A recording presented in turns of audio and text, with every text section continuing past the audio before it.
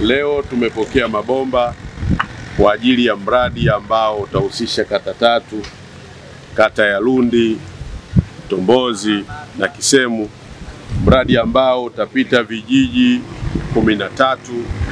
Wananchi 38,000 watanufaika na mradi huo, mradi ambao Dr. Samia Suluhu Hassan, Rais wa Jamhuri ya Muungano wa Tanzania, ameweka fedha shilingi bilioni 4 na milioni 450 kwa ajili ya mradi huu, kuhakikisha wananchi wa maeneo haya katika kata tatu, vijiji 13 wanapata maji safi na maji salama.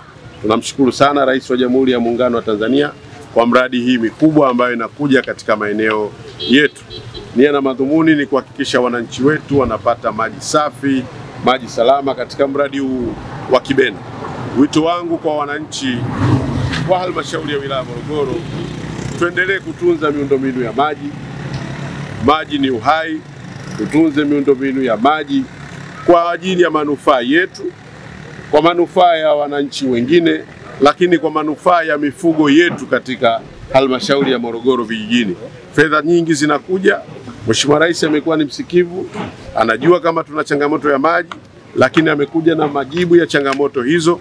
Sasa sisi tumuunge mkono kwa kulinda miundombinu ya maji, kuhakikisha miundombinu ya maji haichezewi na vyanzo vya maji havichezewi. Kwa sasa hivi mradi tumeugawa kwenye phase 2 kwenye utekelezaji, na sasa hivi kwenye phase ya kwanza, kwa maana ya awamu ya kwanza tuna ujenzi wa intake iko juu milimani. Kuna mto mkubwa sana unaitwa Mto Kibana kwenye kijiji cha Lugeni, lakini maji yale tunasafisha kwa mabomba haya makubwa kuanzia nchi 8, 6, nchi 4, 3, 2 na kuendelea, ambapo tunategemea maji yatakunufaisha vijiji takribani 5 kwa awamu hii. Na kijiji kikubwa cha Mtamba Center, lakini na kijiji kikubwa hapa cha Mtombozi, na vijiji vidogo vidogo vya Vihengele viko ndani, Vihengele, Lugeni pamoja na Tandai. Kwa hiyo tunategemea kujenga matraki takribani 4 kwa awamu hii.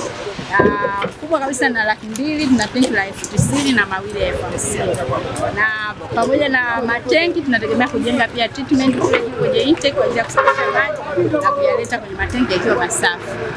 Kikubwa kwenye mradi huu tunategemea kwamba tutalaza bomba kwenye mtandao wa kilomita 64.6 ambazo tunategemea wananchi kwa sasa hivi watakaonufaika zaidi ya watu 18,000. Lakini kwa nyingine na mradi mzima utakapokamilika, mradi utahudumia zaidi ya watu 30,000.